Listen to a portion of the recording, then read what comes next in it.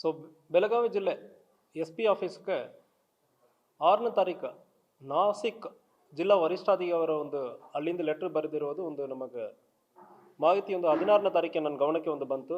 ಅದರಲ್ಲಿ ಖಾನಾಪುರ ಸ್ಟೇಷನ್ ಕಡೆ ಚೋರ್ಲೆಘಾಟು ವ್ಯಾಪ್ತಿಯಲ್ಲಿ ಒಂದು ರಾಬರಿ ಆಗಿದೆ. ಅದರಲ್ಲಿ ಒಂದು 400 ಕೋಟಿ ರೂಪಾಯಿ ಆಗಿರಬಹುದು ಅಂದರೆ ಒಂದು ಮಾಹಿತಿ ಬಂತು.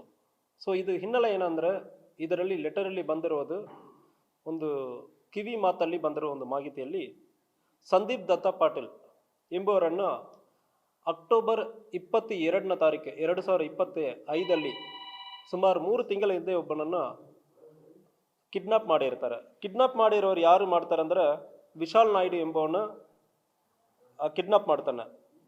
ಇವನು ವಿರಾಟ್ ಗಾಂಧಿ ಎಂಬುವರ ಸೂಚನೆ ಮೇರೆಗೆ ವಿಶಾಲ್ ನಾಯ್ಡು ಗೋಟಿ ಏರಿಯಾಕ್ಕೆ ನೀವು ಬನ್ನಿ ಅಂದರೆ ಸಂದೀಪ್ ದತ್ತ ಪಾಟೀಲನ್ನು ಕರೀತಾನೆ. ಈ ಸಂದೀಪ್ ದತ್ತ ಪಾಟೀಲ್ ಗೋಟಿ ಏರಿಯಾಕ್ಕೆ ಹೋಗುವ ಸಂದರ್ಭದಲ್ಲಿ ಅಲ್ಲಿ ವಿಶಾಲ್ ನಾಯ್ಡು ಮತ್ತು ಅವನ ಜೊತೆಗೆ ಇದ್ದ ಕೆಲವೊಬ್ಬರು ಇವನನ್ನು ಒಂದು ಫಾರ್ಚುನರ್ ಗಾಡಿಯಲ್ಲಿ ಕಿಡ್ನಾಪ್ ಮಾಡಿಬಿಟ್ಟು ಅಲ್ಲಿನೇ ಒಂದು ಹೊಡೆಯುತ್ತಾರೆ. ಹೊಡೆದುಬಿಟ್ಟು ನಮ್ಮಲ್ಲಿ ಸುಮಾರು ಒಂದು ಅಕ್ಟೋಬರ್ 16ನೇ ತಾರೀಕು 2025 ಒಂದು 400 ಕೋಟಿ ರಾಬರಿ ಆಗಿದೆ. ಅದರಲ್ಲಿ ನೀವು ಕೂಡ ಭಾಗಿಯಾಗಿದ್ದಾರೆ ಅಂದರೆ ನಮಗೆ ಡೌಟ್ ಇದೆ, ನೀವೇ ಮಾಡಿದಿರ ಅಂದರೆ ಹೇಳಿ ಹೊಡೆಯುತ್ತಾರೆ. ಹೊಡೆದಾದ ಮೇಲೆ ಅವನನ್ನು ಬಿಡ್ತಾರೆ.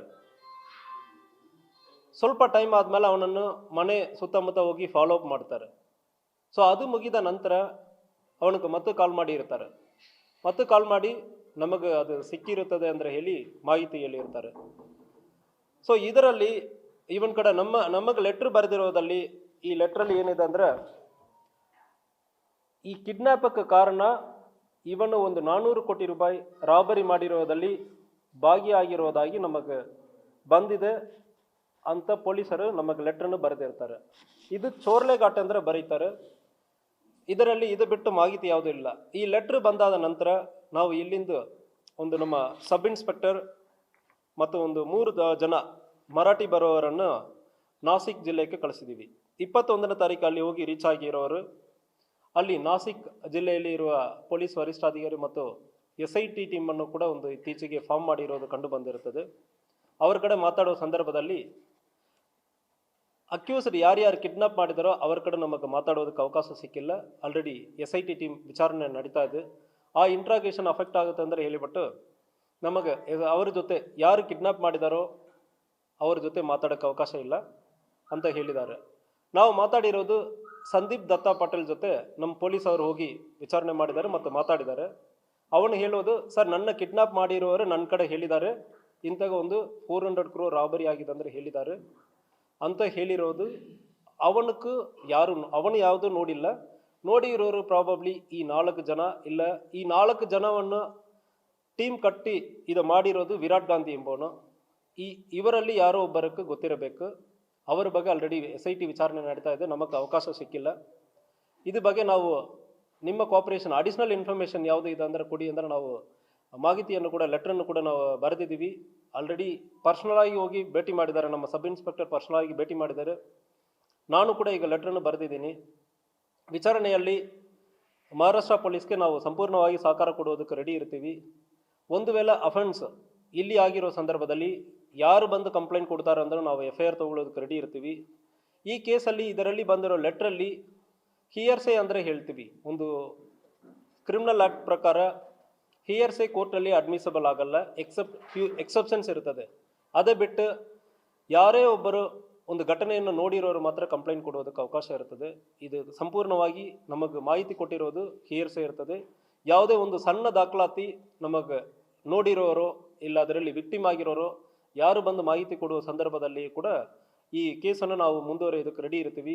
ಒಂದು ವೇಳೆ ಮಹಾರಾಷ್ಟ್ರ ಪೊಲೀಸ್ ಘಟನೆ ಅಲ್ಲಿಯೇ ಮಾಡಿರೋ ಸಂದರ್ಭದಲ್ಲಿ ನಮ್ಮಲ್ಲಿಂದ ಯಾವುದು ಸಹಕಾರ ಬೇಕಾದ್ರೆ ಮಹಾರಾಷ್ಟ್ರ ಪೊಲೀಸ್ಗೆ ನಾವು ಸಹಕಾರ ಕೊಡುವುದಕ್ಕೂ ಕೂಡ ರೆಡಿ ಇದ್ದೀವಿ. ಎವಿಡೆನ್ಸ್ ಆ್ಯಕ್ಟ್ ಪ್ರಕಾರ ಈಗ ಇರುವ ಭಾರತೀಯ ಸಾಕ್ಷ್ಯ ಅಧಿನಿಯಮ ಸೆಕ್ಷನ್ 55 ಪ್ರಕಾರ ಇದು ಹಿಯರ್ಸೆ ಅಡ್ಮಿಸಬಲ್ ಇಲ್ಲ ಅಂದರೆ ಹೇಳೋದಕ್ಕಿಂತ ಅದರಿಂದ ಕೇಸ್ ನಾವು ತಗೊಳ್ಳೋಕ್ಕಾಗಿಲ್ಲ. ಯಾರು ವಿಕ್ಟಿಮ್ಸ್ ಅಥವಾ ಇದರಲ್ಲಿ ನೋಡಿರೋರು ಐ ವಿಟ್ನೆಸ್ ಯಾರು ಬರ್ತಾರೆ ಅಂದ್ರೆ ಕೇಸನ್ನು ದಾಖಲು ಮಾಡ್ತೀವಿ. ಅದ್ರ ಜೊತೆಗೆ ಈ ಕೇಸಲ್ಲಿ ಸೆಕ್ಷನ್ 198 ಪ್ರಕಾರ ಈಗ BNSS ಹಳೆಯ CRPC ಯಲ್ಲಿ ಈಗ BNSS ಆಗಿದೆ, ಅದರಲ್ಲಿ ಒಂದು ಅಫೆನ್ಸಲ್ಲಿ ಕಂಟಿನ್ಯೂಯಿಂಗ್ ಅಫೆನ್ಸ್ ಅಂದರೆ ಹೇಳ್ತೀವಿ. ಒಂದು ಕಡೆಯಿಂದ ಇನ್ನೊಂದು ಕಡೆ ಒಂದು 2-3 ಪೊಲೀಸ್ ಸ್ಟೇಷನ್ ವ್ಯಾಪ್ತಿಯಲ್ಲಿ ಒಂದು ಅಫೆನ್ಸ್ ಕಂಟಿನ್ಯೂ ಆಗೋ ಸಂದರ್ಭದಲ್ಲಿ ಎಲ್ಲಿ ಬೇಕಾದರೆ ಈ ಕೇಸನ್ನು ಇನ್ವೆಸ್ಟಿಗೇಟ್ ಮಾಡೋದಕ್ಕೂ ಕೋರ್ಟ್ಗೆ ಈಗ ಒಂದು 3 ಸ್ಟೇಷನ್ ವ್ಯಾಪ್ತಿಯಲ್ಲಿ ಇದು ನಡೀತಾ ಸಂದರ್ಭದಲ್ಲಿ ಯಾವ ಸ್ಟೇಷನಲ್ಲಿ ಕೂಡ ವಿಚಾರಣೆ ನಡೆಯಬಹುದು. ಅದೇ ರೀತಿಯಲ್ಲಿ ಜ್ಯುರಿಸ್ಡಿಕ್ಷನ್ ಕೋರ್ಟ್ ಈ 3ರಲ್ಲಿ ಯಾವುದು ಬೇಕಾದರೆ ಜ್ಯುರಿಸ್ಡಿಕ್ಷನಲ್ ಕೋರ್ಟ್ ಕೂಡ ಅದನ್ನು ಟ್ರಯಲ್ ನಡೆಸೋದಕ್ಕೆ ಅವಕಾಶ ಇರ್ತದೆ. ಅದರಿಂದ ಈ ಕೇಸಲ್ಲಿ ನಾವು ಒಂದು ವೇಳೆ ಮಹಾರಾಷ್ಟ್ರ ಸಂಪೂರ್ಣ ತನಿಖೆ ಮಾಡುವ ಸಂದರ್ಭದಲ್ಲಿ ನಾವು ಸಹಕಾರ ಕೊಡ್ತೀವಿ. ಒಂದು ವೇಳೆ ನಮ್ಮಲ್ಲಿ ಮಾತ್ರ ಸಂಪೂರ್ಣವಾಗಿ ಈ ಕೇಸ್ ಆಗಿರುವ ಸಂದರ್ಭದಲ್ಲಿ ನಾವು ವಿಚಾರಣೆ ಮಾಡೋದಕ್ಕೆ ತಯಾರಿದ್ದೀವಿ.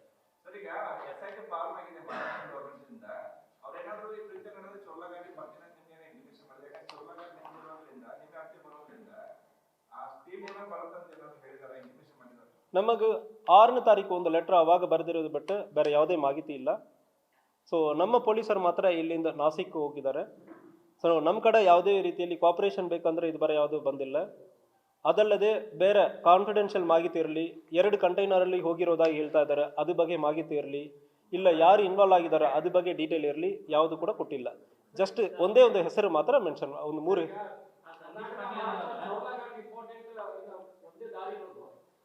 ಪೊಲೀಸ್ ಚೆಕ್ ಪೋಸ್ಟ್ ಇಲ್ವಲ್ಲ ಸರ್, ನಾನು ಇದೇ ನೋಡಿದ್ದೀನಿ. ನೀವು ಅಬಗಾರಿ ಚೆಕ್ ಪೋಸ್ಟ್ ಬಿಟ್ರೆ ಒಂದು ಚೆಕ್ ಪೋಸ್ಟ್ ಇಲ್ಲ.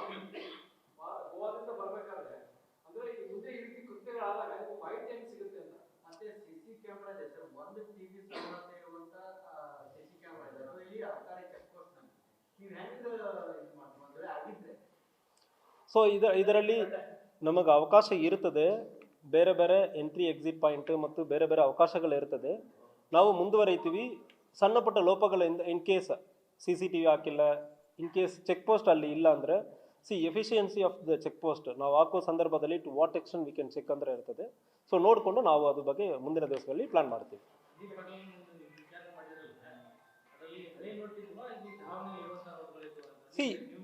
ಈ ಓಲ್ಡ್ ನೋಟ್ಸ್ ಅಂದರೆ ಮೆನ್ಷನ್ ಮಾಡ್ತಾರೆ, ಅದು ಹಿಯರ್ಸೆ ಬಾಯಿ ಮಾತಲ್ಲಿ ಅವರು ಹೇಳಿರೋದಾಗಿ ಅವರು ಉದಾಹರಣೆಗೆ ಈಗ ಎಲ್ಲಿ ಬಂತಂದ್ರೆ ಸಂದೀಪ್ ಪಾಟೀಲ್ನನ್ನು ಕಿಡ್ನಾಪ್ ಮಾಡ್ತಾರೆ. ಸಂದೀಪ್ ಪಾಟೀಲ್ ಪೊಲೀಸರು ಕೇಳ್ತಾನೆ, ಪೊಲೀಸರು ಅದನ್ನು ನಮಗೆ ಬರೆದಿದ್ದಾರೆ. ಸಂದೀಪ್ ಪಾಟೀಲ್ ನೋಡಿದಾನಂದ್ರೆ ಸಂದೀಪ್ ಪಾಟೀಲ್ ನೋಡಿರಲ್ಲ, ಅವನನ್ನು ಒಂದು 4 ಜನ ಕಿಡ್ನಾಪ್ ಮಾಡಿದಾರಲ್ಲ ಅವರು ನೋಡಿದಾರೆ ಅಂದರೆ ಅದೂ ನಮಗೆ ಗೊತ್ತಿರಲ್ಲ. ಸೊ ಆ್ಯಕ್ಚುಲಿ ಈ ಘಟನೆಯನ್ನು ಯಾರು ನೋಡಿದ್ದಾರೆ ಅಂದ್ರೆ ಮಾಹಿತಿ ನಮಗೆ ಮಹಾರಾಷ್ಟ್ರ ಪೊಲೀಸ್ ಕಡೆಯಿಂದ ಇದುವರೆ ಬಂದಿಲ್ಲ.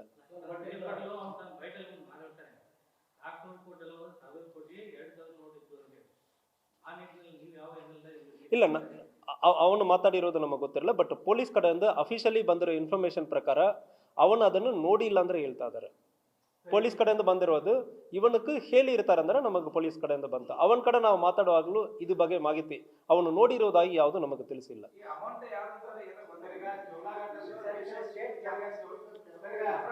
ಒಬ್ರೊಬ್ಬರಾಗಿ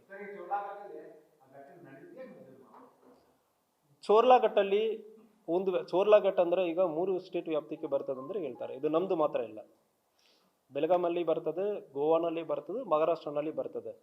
ಇಂಥ ಘಟನೆಯನ್ನು ನೋಡಿರೋರು ಯಾರೂ ಇಲ್ಲ. ಘಟನೆಯನ್ನು ನಿಜವಾಗ್ಲೂ ಆಗಿದೆ ಅಂದ್ರೆ ಫಸ್ಟ್ ಅದು ಅಸರ್ಟೈನ್ ಮಾಡಬೇಕು. 2 ಕಂಟೈನರ್ ಬಂದಿರೋದ್ರ ಬಗ್ಗೆನೂ ನಮಗೆ ಮಾಹಿತಿ ಯಾವುದು ಪೊಲೀಸರು ಇದು ಬರ ಕೊಟ್ಟಿರಲ್ಲ. ಸೊ ನಾವು ಈಗ ವಿಚಾರಣೆಗೆ ಮಾಹಿತಿ ಕೊಡಿಯನ್ನು ನಮ್ಮ ಸಬ್ ಇನ್ಸ್ಪೆಕ್ಟರ್ನ ಅಲ್ಲಿಯೇ ಇದ್ದಾರೆ, ನಾಸಿಕಲ್ಲಿ ನಮ್ಮ ಸಬ್ ಇನ್ಸ್ಪೆಕ್ಟರ್ ಈಗಲೂ ಇದ್ದಾರೆ. 21ನೇ ತಾರೀಕಿನಿಂದ ನಮ್ಮ ಸಬ್ ಇನ್ಸ್ಪೆಕ್ಟರ್ ನಾಸಿಕಲ್ಲಿ ಇದ್ದಾರೆ ಈ ಕೇಸ್ ಬಗ್ಗೆ ವಿಚಾರಣೆ ಮಾಡೋದಕ್ಕೆ. SIT ಟೀಮ್ ಫಾರ್ಮ್ ಮಾಡಿರೋದ್ರಿಂದ ಈ ಕೇಸಲ್ಲಿ ಅದಕ್ಕೆ ನಾನು ಕ್ಲಾರಿಫೈ ಮಾಡ್ತಾ ಇದ್ದೀನಿ. ಘಟನೆ ಒಂದು ವೇಳೆ ಆಗಿರೋ ಸಂದರ್ಭದಲ್ಲಿ ಮಹಾರಾಷ್ಟ್ರನಲ್ಲಿ ಆಗಿರೋ ಸಂದರ್ಭದಲ್ಲಿ, ಮಹಾರಾಷ್ಟ್ರನಲ್ಲಿ ಪ್ರಿಪರೇಷನ್ ಆಗುವ ಸಂದರ್ಭದಲ್ಲಿ, ಒಂದು ವೇಳೆ ಇಲ್ಲಿ ಆಗಿರ್ತಂದ್ರೆ ಕೂಡ ರಾಬರಿ ಆಗಿರೋದು ಗಾಡಿಯನ್ನು ಇಲ್ಲಿಂದ ತೊಗೊಂಡು ಹೋಗೋ ಸಂದರ್ಭದಲ್ಲಿಯೂ 2 ಆಪ್ಷನ್ಸ್ ಇದೆ. ಒಂದು ಮಹಾರಾಷ್ಟ್ರನಲ್ಲಿಯೇ FIR ಅನ್ನು ಮಾಡಿ ಚಾರ್ಜ್ ಶೀಟನ್ನು ಅಲ್ಲಿಯೇ ಮಾಡೋದಕ್ಕೆ ಅವಕಾಶ ಇದೆ. ಯಾಕಂದರೆ ಪ್ರಿಪರೇಷನ್ ಆಫ್ ಅಫೆನ್ಸ್ ಮಹಾರಾಷ್ಟ್ರನಲ್ಲಿ ಶುರುವಾಗಿದೆ. ಸೆಕ್ಷನ್ 198 ಆಫ್ BNSS ಪ್ರಕಾರ ಅಫೆನ್ಸ್ ಎಲ್ಲಿ ಶುರುವಾಗಿ ಎಲ್ಲಿ ಮುಗಿಯುತ್ತದೋ ಈ ವ್ಯಾಪ್ತಿಯಲ್ಲಿ ಎಲ್ಲಿ ಬೇಕಾದ್ರೆ FIR ಮಾಡೋದಕ್ಕೆ ಅವಕಾಶ ಇರ್ತದೆ. ಸೊ ಒಂದು ವೇಳೆ ಅವರೇ FIR ಮಾಡಿ ಚಾರ್ಜ್ ಶೀಟ್ ಮಾಡೋದಕ್ಕೆ ಅವಕಾಶ ಇರುತ್ತದೆ. ಒಂದು ವೇಳೆ ನಮ್ಮ ಕಡೆ ಹೇಳ್ತಾರಂದ್ರೆ ನಾವು ಮಾಡೋದಕ್ಕೆ ರೆಡಿ ಇರ್ತೀವಿ. ನಮಗೆ ಮಾಹಿತಿ ಇದು ಬರೀ ಶೇರ್ ಮಾಡಿಲ್ಲ, ನಾವು ಮಾತಾಡೋದಕ್ಕೂ ಅವಕಾಶ ಸಿಕ್ಕಿಲ್ಲ.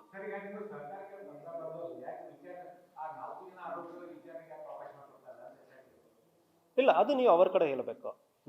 ಅವರು ಇನ್ವೆಸ್ಟಿಗೇಷನ್ ಮಾಡ್ತಾ ಇದ್ದಾರೆ. ಇಲ್ಲ, ಒಂದು ನಿಮಿಷ.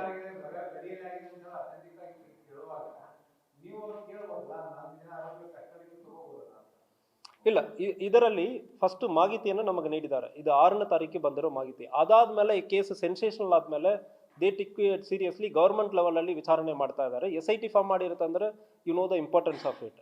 ಒಂದು ವೇಳೆ ಅವರು ಮಾಹಿತಿ ಲೀಕ್ ಆಗುವ ಸಂದರ್ಭದಲ್ಲಿ ವಿಚಾರಣೆಯನ್ನು ಕಂಪ್ಲೀಟ್ ಆಗಿ ಕೊಡಬೇಕಂದ್ರೆ ಅವಶ್ಯಕತೆ ಇಲ್ಲ ಸಂಪೂರ್ಣವಾಗಿ. ಒಂದು ವೇಳೆ ಮಾಹಿತಿ ಲೀಕ್ ಆಗಿ ಇನ್ವೆಸ್ಟಿಗೇಷನ್ಗೆ ಅಫೆಕ್ಟ್ ಮಾಡೋ ಉದ್ದೇಶದಿಂದ ನಮಗೆ ಕೊಟ್ಟಿಲ್ಲ ಅಂದರೆ ಅದು ಒಂದು ಡೌಟ್ ಇದೆ. ಬಟ್ ಯಾಕೆ ಕೊಟ್ಟಿಲ್ಲ ಅಂದರೆ ಅದು ಅವರೇ ಉತ್ತರ ಕೊಡಬೇಕು. ಯಾರು ಇಲ್ಲ, ನಮಗೆ ಪ್ರೈಮ ಫೇಸಿ ಈ ಘಟನೆ ಆಗಿರೋದಕ್ಕೆ ಅಟ್ಲೀಸ್ಟ್ ಒಂದು ಸಣ್ಣ ಕ್ಲೂ ಇರಬೇಕು. ಕ್ಲೂ ಆದ್ಮೇಲೆ ನಾವು FIR ಮಾಡ್ತೀವಿ. ಒಂದು ವೇಳೆ ಮಹಾರಾಷ್ಟ್ರ ಪೊಲೀಸ್ FIR ಮಾಡುವ ಸಂದರ್ಭದಲ್ಲಿ ಇನ್ವೆಸ್ಟಿಗೇಷನ್ ಅವರೇ ಮುಂದುವರಿಯೋದಕ್ಕೆ ಅವಕಾಶ ಇದೆ.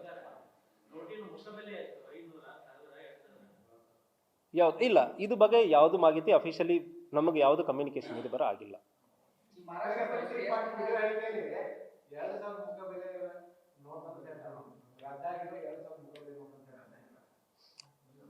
ನಮಗೆ ಪೊಲೀಸ್ ಕಮ್ಯುನಿಕೇಶನ್ ಅಲ್ಲಿ ಬಂದಿರೋದು ಏನಂದ್ರೆ SP ನಾಸಿಕ್ ಕಡೆಯಿಂದ ಬಂದಿರೋ ಕಮ್ಯುನಿಕೇಶನ್ ಓಲ್ಡ್ ನೋಟ್ಸ್ ಅಂದ್ರೆ ಮೆನ್ಷನ್ ಮಾಡಿರ್ತಾರೆ. ಓಲ್ಡ್ ನೋಟ್ಸ್ ಅಂದ್ರೆ ಮಾತ್ರ, ಅದು ಡಿನಾಮಿನೇಷನ್ ಬಗ್ಗೆ ಅವರು ಯಾವುದು ಮೆನ್ಷನ್ ಮಾಡಿಲ್ಲ.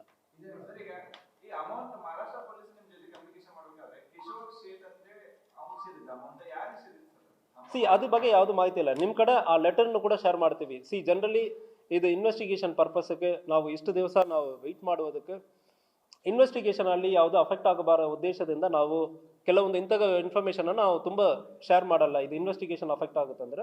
ಬಟ್ ಈಗ ಇದು ನಾವೇನು ಮುಚ್ಚುತ್ತೀವಿ ಅಂದ್ರೆ ಪ್ರಯತ್ನ ಮಾಡ್ತಾ ಇದೀವಿ ಅಂದ್ರೆ ಯಾರು ಜನರಿಗೆ ಅಭಿಪ್ರಾಯ ಬಂದ್ಬಿಡಬಾರದು. We want to clarify this issue. 100% income tax department ಮತ್ತು ED ಇಷ್ಟಕ್ಕೆ ಒಂದು ಹಣ ತಗೊಂಡು ಹೋಗೋದಕ್ಕೆ ಇಷ್ಟಕ್ಕೆ ಅಂದರೆ ಲಿಮಿಟ್ ಇದೆ. IT ಆಕ್ಟ್ ಪ್ರಕಾರ ಲಿಮಿಟ್ ಇದೆ. ಅದಕ್ಕಿಂತ ಜಾಸ್ತಿ ತಗೊಂಡು ಹೋಗಬೇಕಾದ್ರೆ ಕಾರಣ ಇರಬೇಕು. ಸೊ ಅವಕಾಶನೂ ಇಲ್ಲ, ಆನ್ಲೈನ್ ಟ್ರಾನ್ಸಾಕ್ಷನ್ ಅಲ್ಲಿ ಆಗಬೇಕು. ಸೊ ಈ ವಿಚಾರದಲ್ಲಿ IT ಮತ್ತು ED ಕೂಡ ಇನ್ವಾಲ್ವ್ ಆಗಬಹುದು.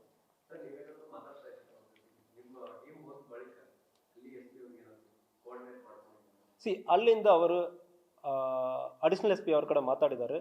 ಸೊ ಮಾತಾಡೋಕ್ಕೆ ನಾವು ಪ್ರಯತ್ನ ಮಾಡ್ತಾ ಇದ್ವಿ. ಇದು ಬೇರೆ ಯಾವುದು ಕಮ್ಯುನಿಕೇಶನ್ ಆಗಿಲ್ಲ.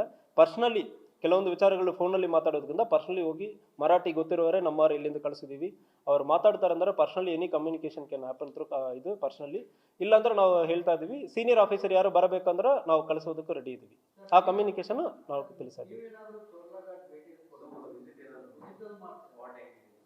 ಸೊ ಎಲ್ಲಿ ಆಗಿದೆ ಅಂದ್ರೆ ನಾವು ಗೊತ್ತಿರಲ್ಲ, ಯಾವ್ದು ಮಾಹಿತಿ. ಚೋರ್ಲಾಘಾಟ್ ಅಂದ್ರೆ ಇಟ್ ಇಸ್ ಲೈಕ್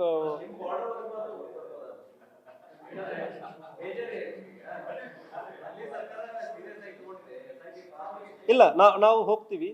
ಆ ಏರಿಯಾ ಅಟ್ಲೀಸ್ಟ್ ನೀವೀಗ ಹೇಳಿದಿರಲ್ಲ, ಅಟ್ಲೀಸ್ಟ್ ಚೆಕ್ ಪೋಸ್ಟ್ ಬೇಕಾಗತ್ತಾ, ಅದ್ರ ಬಗ್ಗೆ ನಮ್ಮ ಜಾಗ್ರಫಿ ಅಂಡರ್ಸ್ಟ್ಯಾಂಡ್ ಮಾಡ್ಕೊಳ್ಳೋದಕ್ಕೆ ಅಟ್ಲೀಸ್ಟ್ ನಾನು ಹೋಗ್ತೀನಿ. ಈಗ ಪ್ರಪೋಸಲ್ ಇದೆ. ಈಗ ಒಳ್ಳೆ ಸಜೆಷನ್ ಕೊಟ್ಟಿದ್ದೀರಿ. ಚೋರ್ಲಾಘಾಟ್ ಕಡೆನೂ ನಾವು CCTV ಇನ್ಸ್ಟಾಲ್ ಮಾಡೋದಕ್ಕೆ ಒಂದು 400 ಕ್ಯಾಮ್ರಾಸ್ ಅಡಿಷನಲಿ ಪ್ರಪೋಸಲ್ ಬಂತು. ಅದರಲ್ಲಿ ಚೋರ್ಲಾಘಾಟ್ ಇನ್ಕ್ಲೂಡ್ ಮಾಡ್ತೀವಿ.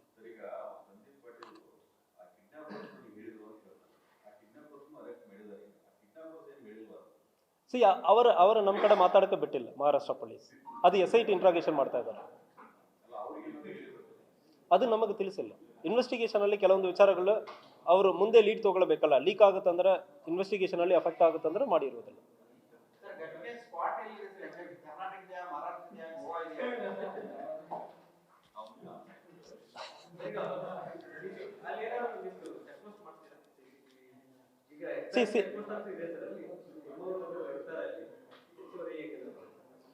ಚೆಕ್ ಪೋಸ್ಟ್ ನಾವು ಸ್ಥಳ ನೋಡಿಕೊಂಡು ವೆದರ್ ಉದಾಹರಣೆಗೆ ಒಂದು ಎಕ್ಸಾಂಪಲ್ ಹೇಳ್ತೀನಿ. ಚೆಕ್ ಪೋಸ್ಟ್ ಆಗೋದು ಎಫಿಷಿಯೆಂಟ್ ಆಗಿ ಆಗಬೇಕು.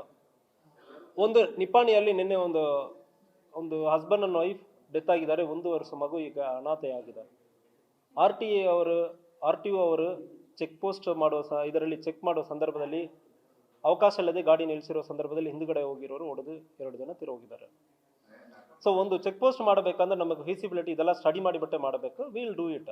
ಇಲ್ಲ CCTV ಕ್ಯಾಮ್ರಾ ಮೂಲಕ ಮಾನಿಟರ್ ಮಾಡಬೇಕಾ, ಯಾವ ರೀತಿಯಲ್ಲಿ ಮಾನಿಟರ್ ಮಾಡಬೇಕಂದ್ರೆ ಅದು ಡೆನ್ಸಿಟಿ ಇದೆ ಎಷ್ಟಿರುತ್ತೆ ಇದೆಲ್ಲ ನೋಡಿಕೊಂಡೇ ನಾವು ಮಾಡಬೇಕು.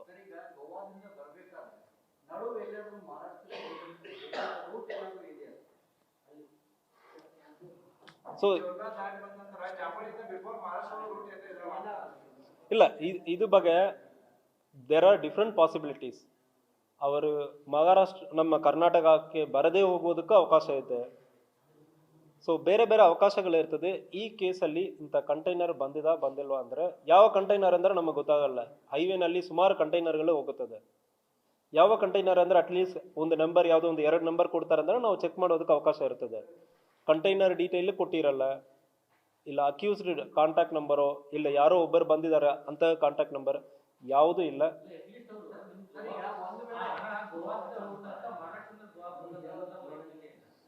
ಯಾವುದು ಮಾಹಿತಿ ಬಂದಿಲ್ಲ.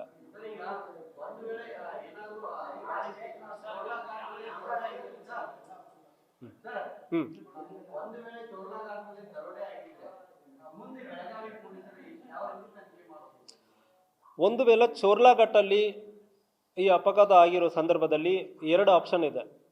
ಪ್ರಿಪರೇಷನ್ ಆಫ್ ಅಫೆನ್ಸ್ ಒಂದು ವೇಳೆ ಮಹಾರಾಷ್ಟ್ರನಲ್ಲಿ ಆಗಿರ್ತಂದ್ರೆ ಮಹಾರಾಷ್ಟ್ರ ಪೊಲೀಸ್ ಇನ್ವೆಸ್ಟಿಗೇಷನ್ ಮಾಡೋದಕ್ಕೆ ಅವಕಾಶ ಇದೆ. ಇಲ್ಲಿ ಬಂದು ನಮ್ಮ ಕಡೆ ಕಂಪ್ಲೇಂಟ್ ಕೊಡೋ ಸಂದರ್ಭದಲ್ಲಿ ನಮ್ಮಲ್ಲಿಯೇ ಸಂಪೂರ್ಣವಾಗಿ ಆಗಿರೋ ಸಂದರ್ಭದಲ್ಲಿ, ನಮ್ಮಲ್ಲಿ ಕಂಪ್ಲೇಂಟ್ ಬರೋ ಸಂದರ್ಭದಲ್ಲಿ ನಾವು ತನಿಖೆಯನ್ನು ಮುಂದುವರಿತೀವಿ. FIR ರಿಜಿಸ್ಟರ್ ಮಾಡಿಕೊಂಡು ಸಂಪೂರ್ಣವಾಗಿ ತನಿಖೆಯನ್ನು ನಾವೇ ಮಾಡ್ತೀವಿ.